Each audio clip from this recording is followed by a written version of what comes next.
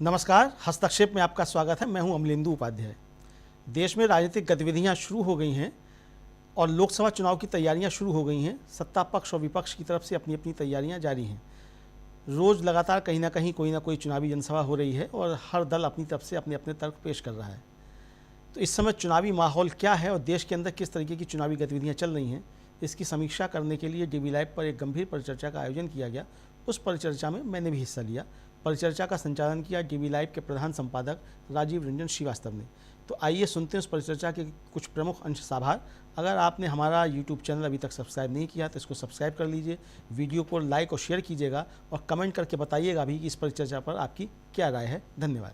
सुनते हैं इस परिचर्चा के कुछ प्रमुख अंश साभार। और वहीं पे यहाँ लेकिन इंडिया गठबंधन जो कह रहा है उन बातों में कितना दम है, जरा उस चीज को आप सुधीजनों के जरिए समझना चाहता हूं। और जिसमें अभी आपके पास प्रेम कुमार जी में आया था, जो पूछ रहा था मैं कि महिलाओं का, बहुजन समाज का, फिर अल्पसंख्यकों का, युवाओं का, और उसमें भी युवा और महिला जो हमेशा पिछले 2 चुनावों से और कई विधानसभा चुनावों में बीजेपी के साथ रहे, क्या आप लोग भी धरातल पर ग्राउंड रिपोर्ट्स आप लोग भी देख रहे हैं, उस आधार पे क्या आपको भी लगता है कि इसमें इस बार टूट है, ये जो है इस बार बट चुका है, ये वर्ग बट चुका है? अगर बटा है तो बहुत कह सकते हैं दावे के साथ कि हां इंडिया गठबंधन बहुत मजबूती के साथ आगे बढ़ रहा है, और अगर नहीं टूटा है तो फिर क्या कुछ चल रहा है, क्या यहां हवाई बातें हो रही हैं, यही यहां समझने की, क्योंकि हमारे साथ तमाम साथी जो इस कार्यक्रम को देखते हैं उनको भी उस लेवल तक हम ले जाने की कोशिश करें जहां उनको भी लगे कि हां इस चर्चा में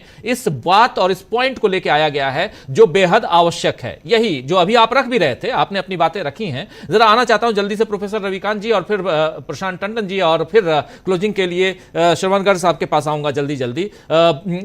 3 वर्ग है जिसमें युवा, प्रोफेसर रविकांत जी, और युवाओं के बीच तो आप खूब रहते हैं प्रोफेसर होने के नाते भी। महिला वर्ग लगातार कहा जाता है वन साइडेड महिलाओं ने, और यहां तक कि बीजेपी का दावा है कि मुस्लिम महिलाओं ने भी वोट किया है पिछले दिनों और कई राज्यों में, तो उसका भी जरा बताइए। और साथ अल्पसंख्यक जो उसमें भी जैसे मुस्लिम महिला कह रहा हूं तो बंटवारा, क्या वहां भी इंटैक्ट है? ये 3 वर्ग बहुत महत्वपूर्ण है। देखिए, बीजेपी की पूरी पॉलिटिक्स विभाजन पर आधारित रही है।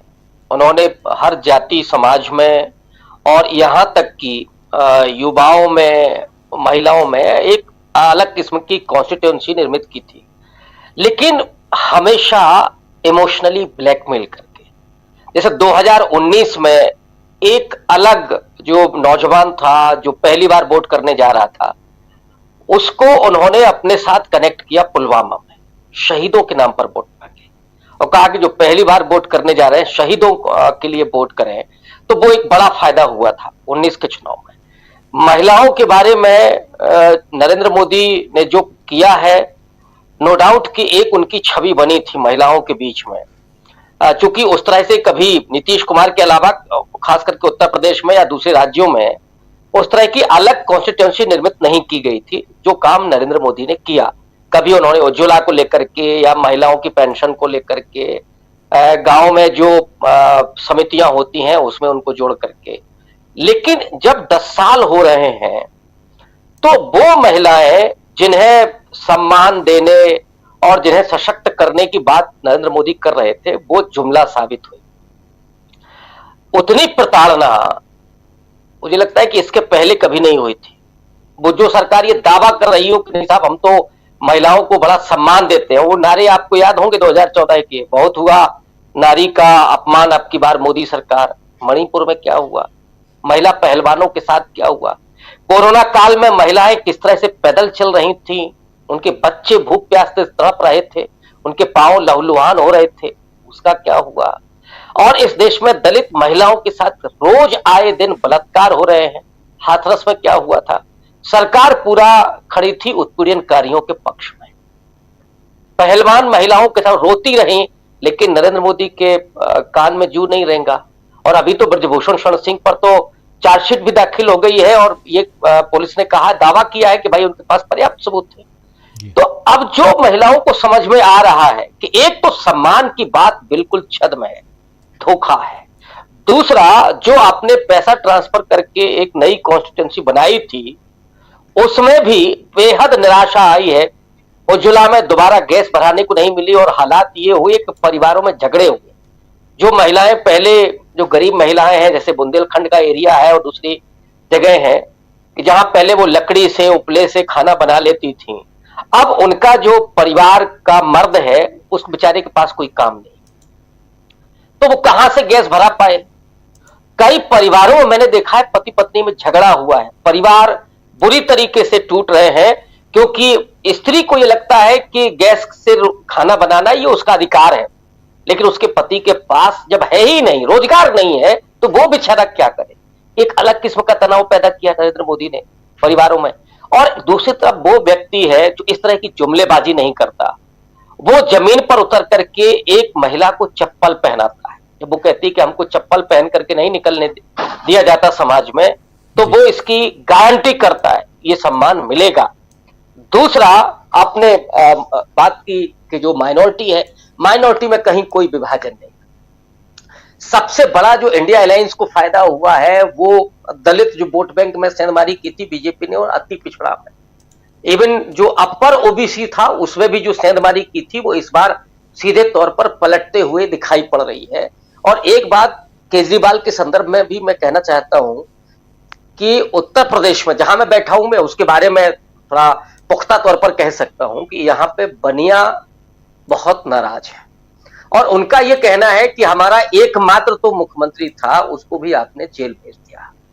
अभी वो छूट करके आए, जमानत पर है, लेकिन 1 ही तारीख तक है।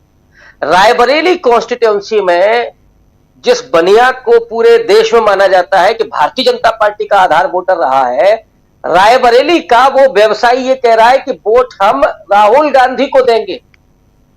कारण पूछिए तो बताते हैं कि केजरीवाल को जेल भेजा। तो खुद बीजेपी के वोट में इस बार सेंधमारी हुई है, और वो कैसे हुई है? नाराजगी की वजह से। वहां कोई कांग्रेस ने जाकर के बहुत काम नहीं किया है कि कांग्रेस से खुश होंगे, लेकिन बीजेपी ने जो उनके साथ किया, क्या जो अपर कास्ट जो वोटर बीजेपी का है, क्या वो बेरोजगारी से पीड़ित नहीं है?